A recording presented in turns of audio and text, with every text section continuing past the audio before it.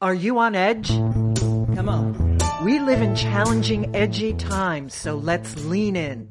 I'm Sandra Bargman, the host of The Edge of Every Day, which airs bi-monthly on MaximizeU.life and iTunes.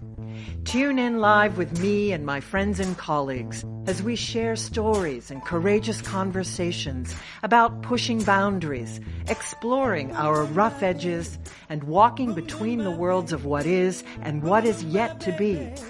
Join me, Sandra Bargman, on the edge of every day on MaximizeU.life.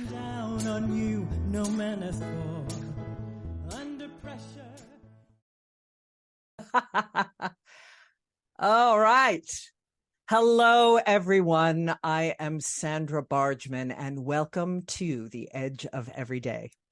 Today, we are live in the Hive for the third episode in our new home at MaximizeU.life, titled The Inner Dominatrix, The Edge of Power, Pain, Pleasure, and Possibility.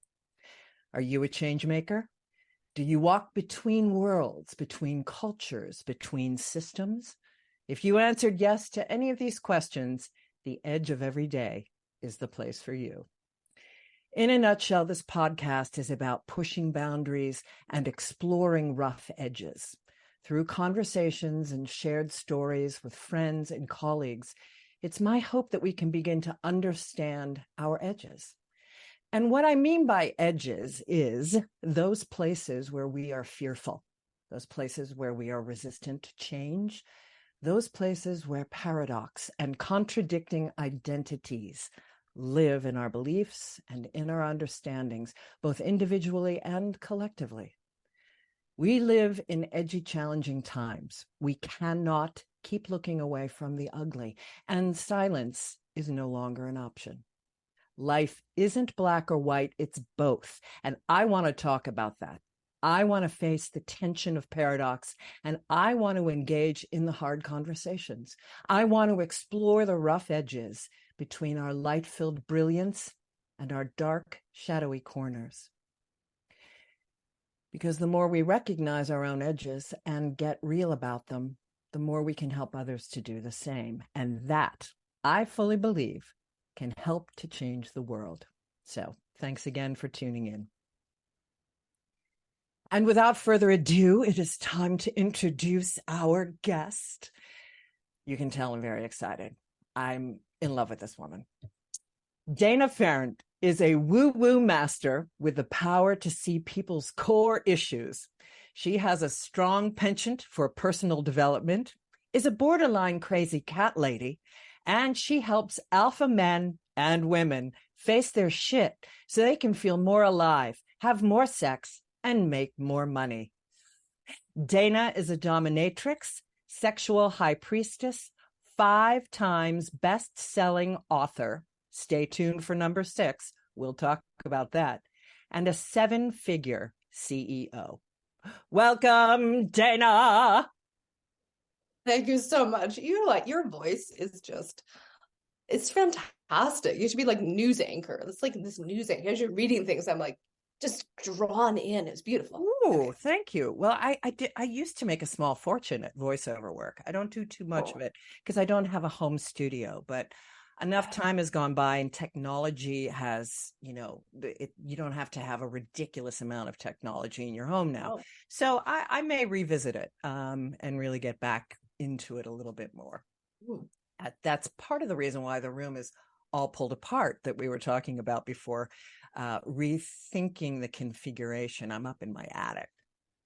And so there's a little insight to all my listeners about my ever ongoing podcasting room, not to be confused with the dungeon in which Mistress Pharant is sitting. I am. I love it. I love it. Well, before we dive into anything, I want to ask and you're like the perfect person this is such a fun question for me to ask. It's such a strange little question for so many people, but for you, it's going to be just a piece of cake. What identity do you lead with, Dana Pharant? Ooh, what identity do I lead with? I think, my identity has really shifted over the last Mm. year and a half, 2 years, but really the last year and a half since I did the year-long walkabout. And I think at this point, um, I would say my identity is just showing up and being present to Mm. what is. You know, previously the identity question would have been around like, who am I? What am I? I've been a seven-figure CEO. I've been, I am a dominatrix and all those things. But I think now it's really just me dropping into, how do I surrender at every moment? How do I be present in every moment? And then all of that infuses into, and you'll love this, right? So when I'm writing, it's about really dropping in and being in that co-creation with the art, I love it and I hate it. Yes. It's It is beautiful the and it's personal edge of every day. I know. and then same thing in the dungeon. It's about being so present that I'm not trying to think about what I need to do. I'm just being here and doing it. Yeah. So, yeah, great question. I love it. I love that. I truly love that. And I can say honestly, having, because I answer this too with my guests, and and I've watched how it's shifted for me too. And I love that it continues to shift. I would, you'd hope that, Mm. but ultimately to have it be in the place that I just want to be I want my wisdom presence to be so solid and so expansive that I don't have to think about who am I in this situation. I just am me. And Mm. yeah. And my Delicious. other question is what two worlds what worlds, I shouldn't say two, what worlds do you walk between? Ooh. So that's, yeah. So I'd say for me, I walk between, of course, in the dominatrix, it's the sex worker world. Mm. Uh, I know some people don't like to think of dominatrix as being sex workers, but we are in that area. And boy, do we all So need some work around our sex. we do, Which is we why do. on this show.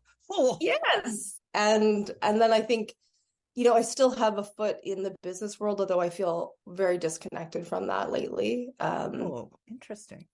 Well, by choice, by choice. Oh, It's actually good because I feel I was really attached to that for a long time. And I think the last little while, just seeing how much easier my life is when I let go of trying to force things to happen.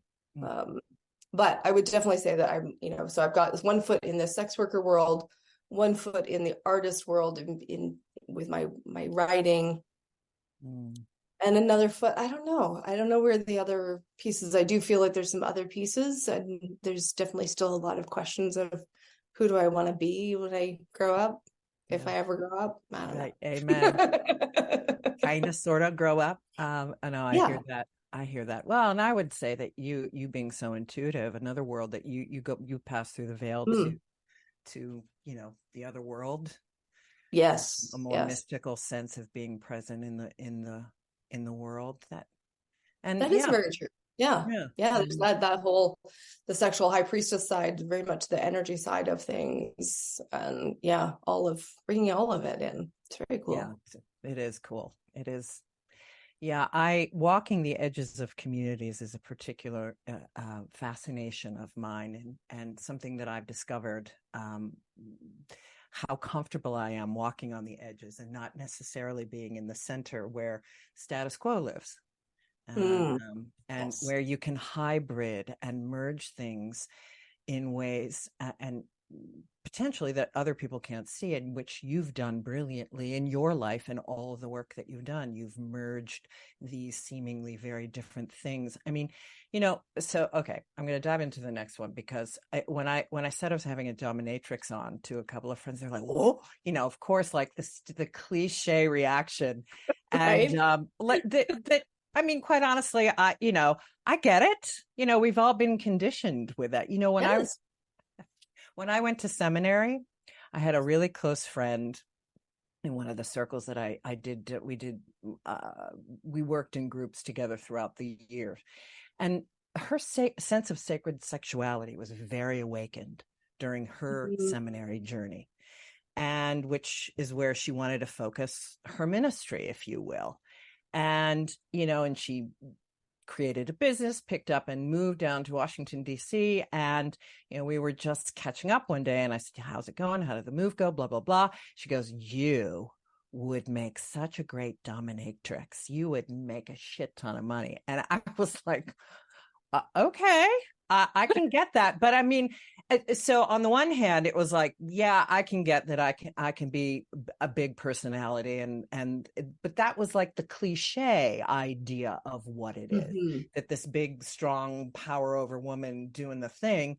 But as she said it, and as I just sat with the energy of it, I really could kind of also plug into the collective masculine projection, the shadow in all of this work that just was kind of like, but yeah, like all sex work, the shadow of anything that has to do with talking about sex, particularly for women.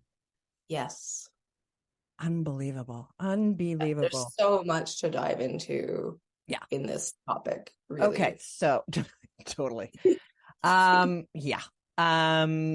So to start with, I think it's probably best for you to tell. I've listened to this in a couple of your conversations. You have an unbelievably unique journey to your awakening, to your discovery of becoming a dominatrix. So can you start at the beginning and kind of walk us through what that is and how you arrived there? Yeah. Oh my goodness. Yes, very different upbringing and journey into this. So give you the 30,000-foot view of this. So I grew up in a cult, a religious cult, a group Jehovah's Witness. Unbelievable. So I can't even fathom. Extremely repressed. It's like I left there when I was just before I was 18, but I really was very immature, sexually immature. I was very aware of people, but didn't know anything out in the world. So went from there, went through various abuses, in the time growing up in that and leaving it. And eventually, when you say various abuses, you for our listeners, that includes sexual abuse. It does. I try not to get too graphic with people because understood, but I want people, to know that this is. So I have there was psychological abuse from my stepmother. There was the whole spiritual abuse of the religion, if you want to call it that. And then I had 3 different perpetrators for sexual abuse. So there's a fair bit layered on there. I kind of, in a way of making it lighter, I sampled from the whole smorgasbord of all the abuse. Got to try them all out, But it did send me on a journey of trying to heal. And it, at that time, because this was like late 80s that I was, embarking on this, and there really wasn't much available. And, so I go the traditional route and it wasn't much. I'm really not keeping this high level on my, so for it. I love it. Yeah. I'm like, oh, this is a real detailed story. So, anyway, I was very frustrated with a lot of the therapies that were available. Everybody was in the vein of, and how does that make you feel? And I always wanted to say, I never said it, but I always wanted to say, like, I want to punch you in the mouth. Right. Large blood instruments in all your orifices. Right. And, looking back, I could see, hey, I probably should have just channeled it somewhere. But anyway, so I became a massage therapist. That was my first career. And I had a client who disclosed to me that she was involved with kink, of course, so that we could talk openly about marks and bruises and, care. But it sparked something in me. And now at that time, I wasn't in the right relationship to go and explore. So when I left that relationship, then I called her up and I said, okay, I'm all in. Wow. So for our listeners, what is kink? Yes. Kink is the slang term for BDSM. BDSM is bondage, discipline, submission, and the S also stands for sadist and masochist. So it's a broad term for a lot of different sexual desires. And kink is just kind of like this, anything that is not the straight up missionary, intercourse is kink. Okay. Wow. Yes. I didn't And know. that is My. mind blown, right? Just mind blown. Exactly. But that is the more strict, terminology of it. Everybody has their own version of what is kinky and what is not. And it's usually, according to what you think is okay and what you think is not okay. Again, the spectrum of the judgment that we have on it, what's fine. It's mind blowing. Absolutely mind blowing. So basically we are all kinky to some degree. Yeah. And when I say degree, that really is not a great phrasing, but we are all kinky. We just all have different kinks that we like. Yeah. So for some people, they want the soft and sensual. For some people, they really like the, hard and, painful. It's something for everyone. Okay. So that's the big umbrella. So, so my client, I called her up and I'm like, let's go. I want to go to the next play party.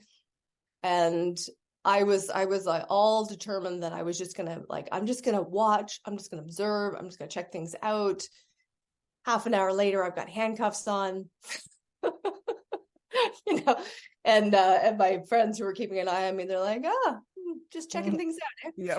Like, from the inside, I'm checking them out. So anyway, I did end up playing. I found a great play partner at that event. And I had some amazing, profoundly healing sessions with that person in which we scripted out a loose scene where we replayed the abuse that I went through. But here's the thing. We could also script out a new outcome. Yes. And because of that, because you're viscerally, fully engaged, and you know this from acting, right? When you are completely fully engaged, it transforms who you are. Truly. And so that's being able to reclaim all that power through those scenes was so powerful to me. And with my background in healing, that was what prompted me to want to become a dominatrix. So I play both sides of the whip. But for work professionally, I like the dominant side of it. There's beautiful healing possibilities. There's also a beautiful exploration into embracing who you are as a sexual being. Yes. Releasing the stress and tension, because it can be that aspect of it. It's like you're large and in charge all day long. Well, here's a chance to just wipe the brain clean, and you don't have to, do 20 years of transcendental meditation in order to be able to get there. So. Unbelievable.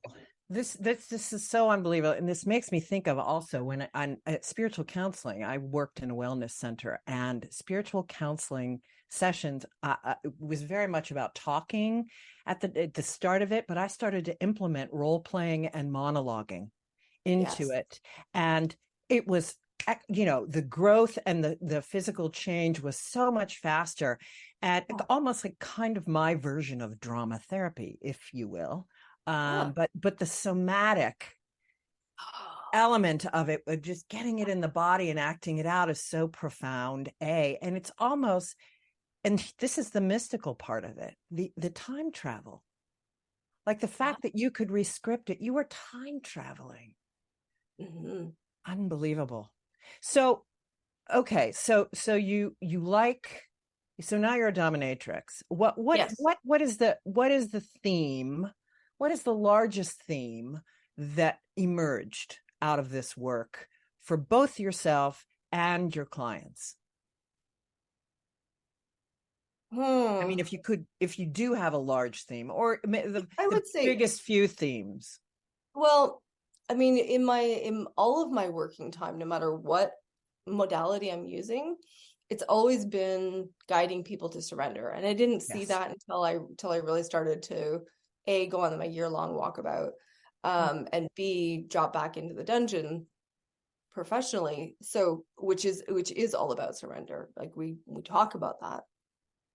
But I think that is the overall theme of, I don't know where these what's that coming from. I didn't Excellent. The overall, it's a celebration of surrender. Excellent. All right. Wow. Okay. Um, yeah, I would say so. That's a really big theme. There's been another, like for me personally, there's really been an interesting piece in my year-long walkabout and getting back into the dungeon is for me letting go of any obligation that I have had imprinted. So again, coming back to I grew up in a cult, the programming for me to be seen as a second-class citizen, to be seen as my only value is in a man choosing me and thereby a man using me. So that was the imprinting that I grew up with and has been subtly in this place. And so stepping into the dungeon has forced me to like really get in the face of this whole dynamic because most of my clients are men, and with them they don't mean to be, taking advantage or liberties or whatever. Entitled, that's the word I was looking for. Thank you. They don't mean to.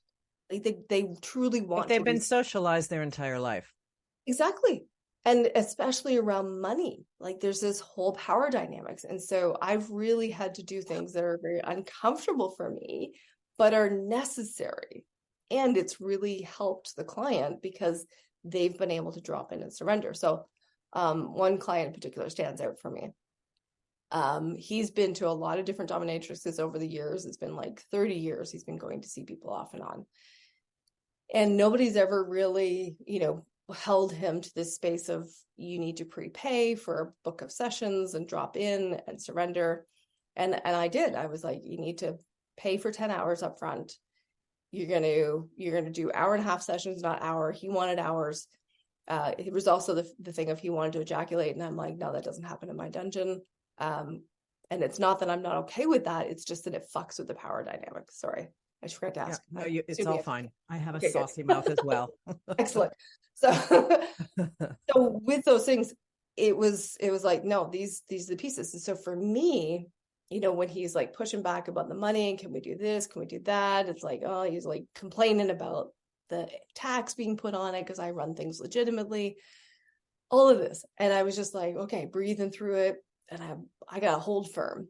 And I did. I held firm. And that next session, he dropped in so much more. He got more out of the session. And within 3 or 4 sessions, he hit what we call subspace. And subspace is that place where it's like nothing exists. There's no time, no space. There's a void. And lots of people get there with different modalities and things. Yeah. But this is one of the ways you can really drop people in. He'd never hit that. In 30 years of seeing different DOMs, he's never hit it. But because I held my ground on the power, he was able to drop in and surrender. It's incredible. So it's been such a gift for me personally. And I love the work. I can only imagine. I can only, yeah, I get it. Do you have, I mean, I know that you, and we'll get to you talking about how this translated into business, but is there a certain, and in your bio, you said alpha male, alpha female. Do you generally have a specific type of client that you work with? Are they generally leaders and business people and in some power position?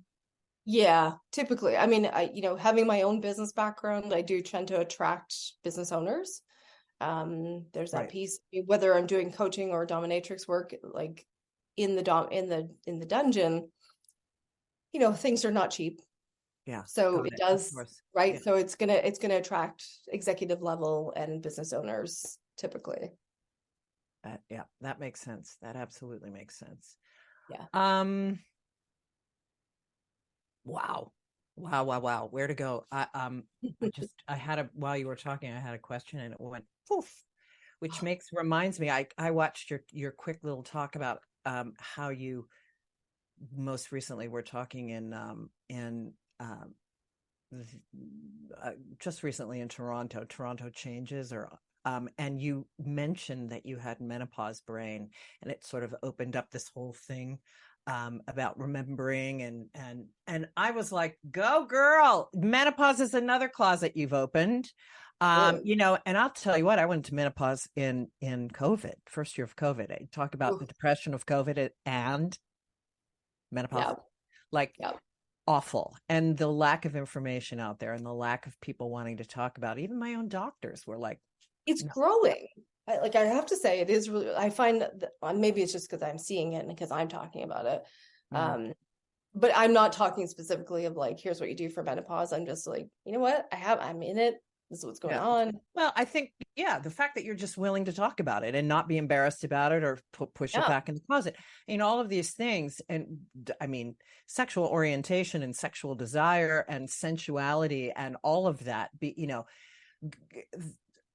to unpack how shadowed that is a conversation that would go on for 10 hours. I mean, the fact that, and particularly women and, the non-straight male head, anyone that's not that is somehow not correct. And, God forbid that in your work with all of the women upliftment work that I do, to have the empowerment of the it factor of being in your sensual power, in your sexual power, and the command and the comfort and the confidence is really extraordinary to witness, and which of course is a great seg into you. So you had your, if I'm remembering this correctly, you did your dominatrix work and you were a business coach, and you kept them separate, and then you made a decision at some point to merge them. Tell us about that and how that applies, the inner dominatrix, if you will, the archetype that you talk about, and how that goes in with business so beautifully. Okay, so we're going to back up the timeline. So 2010, sorry, I did get into doing some pro dominatrix work. I was doing the dominatrix work in my personal life. And then, that was going on. It was kind of, flirting with the pro work, but I didn't have a mentor at that time. And if I had, I probably could have gone full into the dungeon right then, but I didn't. So I was dabbling. And then 2012, the business that I had, so I had a massage supply outlet and a couple of massage therapy clinics. That whole enterprise hit a bankruptcy in 2012. And so I had to lay everybody off, go back into the business, run it myself. So everything that's kink related got shut down. There were a few other things going on personally, which also added to that being shut down. And then from there, I rebuilt the business to a degree where it was very profitable, not as big, but far more profitable. And eventually got somebody else to take over that. And then I started coaching. And so I used this platform because I thought, this is great. Like the empowerment that you get from really embodying the energy of the matrix, right? That was the body. Yeah. I wanted people to just like get into it, feel it, be the piece. So I did that more from a coaching place. And then after my year-long walkabout, which was just this last year. I know. We're going to touch on that too. I know. We have to. I'm like, totally. This is where I fell in love with you, was watching what you went through. So from there, then I really felt the calling to come back to the dominatrix work, but actually get into the dungeon and do this professionally. So at that point, like I still have my coaching work, and it's just by referral only. I mean, my God, if anybody goes to my website, it's so fucking old. I know, it's so exhausting. It's so old and so broken and like whatever, but that's not clients anymore, so I don't care. and there you have that. There we go. So like not a priority. Because I have gone on a walkabout and I don't give a shit anymore about these. Well, it's so patriarchal too. I mean, like the tendrils are just overwhelming. What you've chosen to continue to let go of, and sorry, I've got to stay on this thing, what you've chosen to continue to let go of, and watching your choices just to keep choosing yourself and to lean into the pain, as you've said, to lean into the unease and to get in and and this is everything that I talk about in the edge of every day. These are the edges we cannot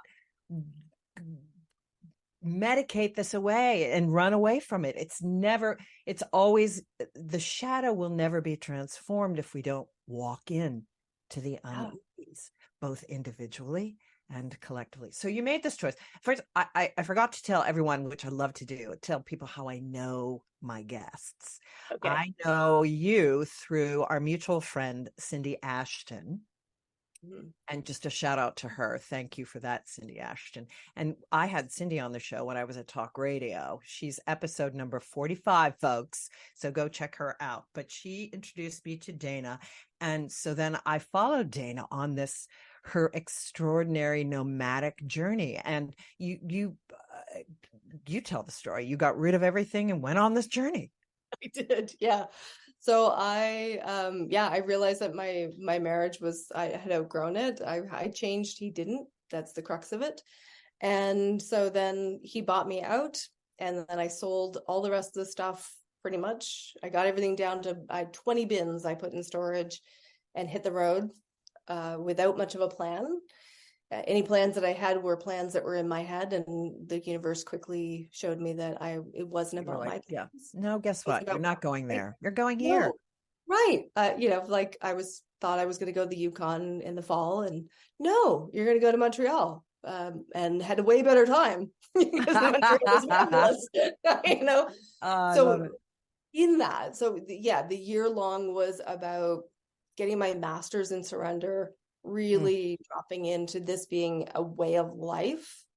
So my journey is not over, even though my 1 year is over. The journey of being in surrender, doing everything from this place. So my business, how I move with dating, how I move with everything is always about dropping in and surrendering, because I was shown over and over again, when I surrendered, the universe provided me something far better than I ever created myself. And so now I'm like, let go of all the things. I hear people talking about, goal setting and set your goals and stretch goals. And I just want to puke, because I'm like, that shit doesn't work. Yeah. Or at least maybe it doesn't work for me. Like, I don't know. Like, I would get my goals and then I'd be like, I don't want that. Let me try something different. Right. But if I surrender and I go to the universe, like, okay, hey, I'm feeling like I want to have this, this sense of ease and joy and play in my life. What do you want me to do? Yeah. And then I'm taken somewhere, and it's like spectacular. I'll tell you one quick little story. This is popping up. So Montreal. Okay. Montreal, if you've never been to Montreal and you're at all sexually liberated, you have to go, because it is a fucking sexy as fuck city. Go in the summer when everybody's half naked. Okay. It's beautiful. Oh my God. I don't know what it is about the people there. So I'm in Montreal and I've got my dating app open, and there's this one guy, and the universe is like just poking at me, like going, and I'm like, it's not really my type. Like, I'm hesitating, but I can't remove him from the list. I don't swipe left. I leave him in the pool. And eventually I'm like, all right, let's see this. Oh my God. It was magical. We had 2 dates. I circled back for a second date. He was probably one of the only ones I circled back for a second date with. And what opened up for me, Sandra, was that he treated me like a goddess. It was the first time that I would say I had true goddess sex, where his pleasure was from my pleasure. Like 100%.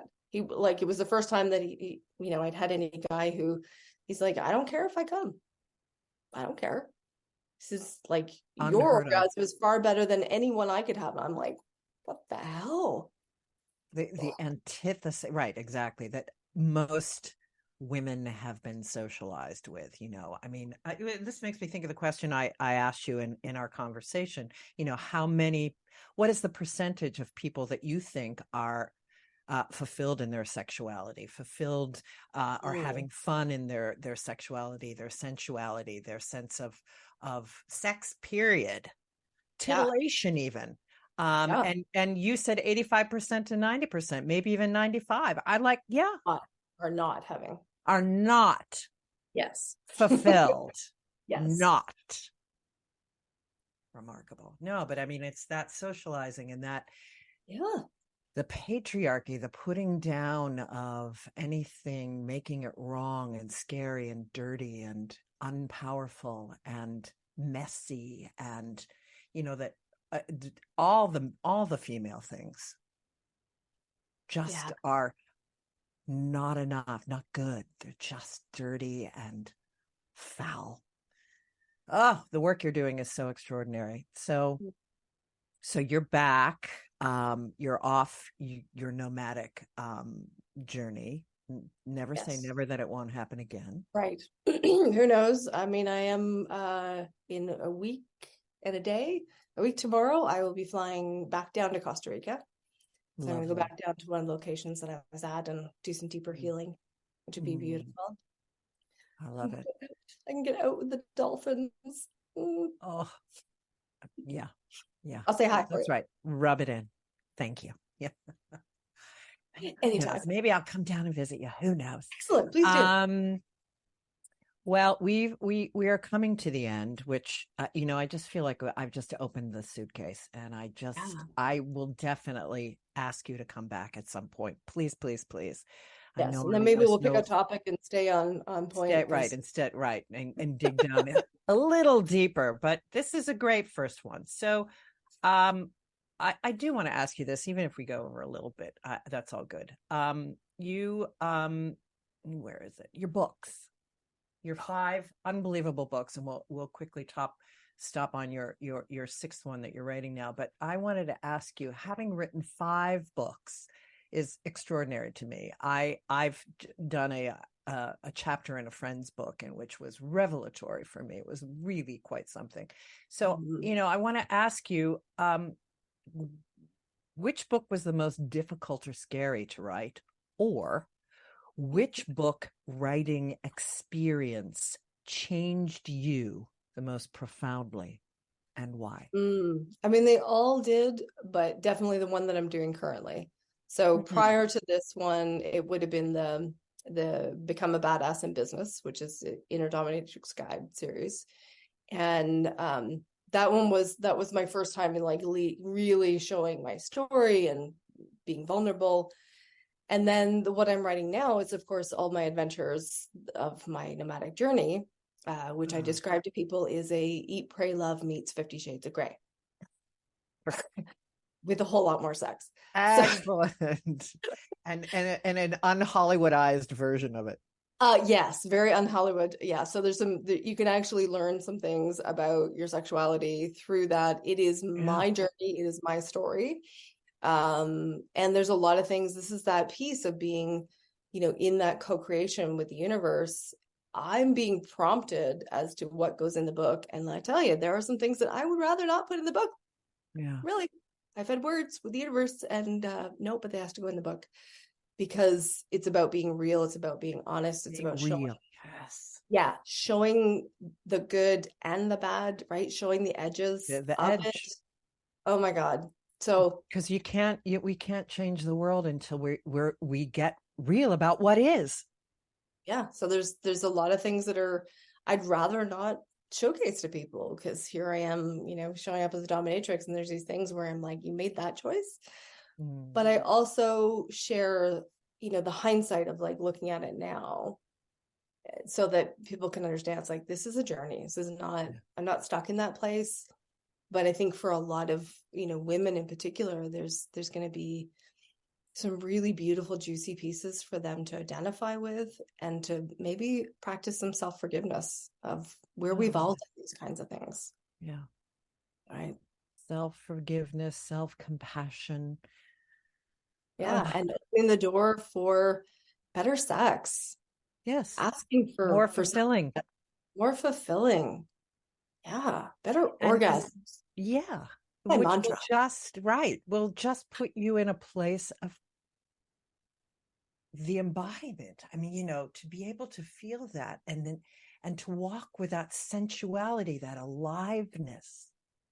It's extraordinary. It's the it factor. Yeah. Yes. Oh, woman. I know. I know. I need more hours. I know. Come on. Let's crack open the wine bottle and let's get going. Thank you. Thank you. Thank you so much for being on my show. You are a goddess and a delight, and talking with you is so, so rich and delightful. Right back at you, babe. So how do people find you? I know it's Donna Pharant, PH, folks, not an F. .com is one, but you did say that your websites are kind of old and crusty. Yeah. So, but they can still get your books there. You still get the books there. You can also get the books on all of the online retailers.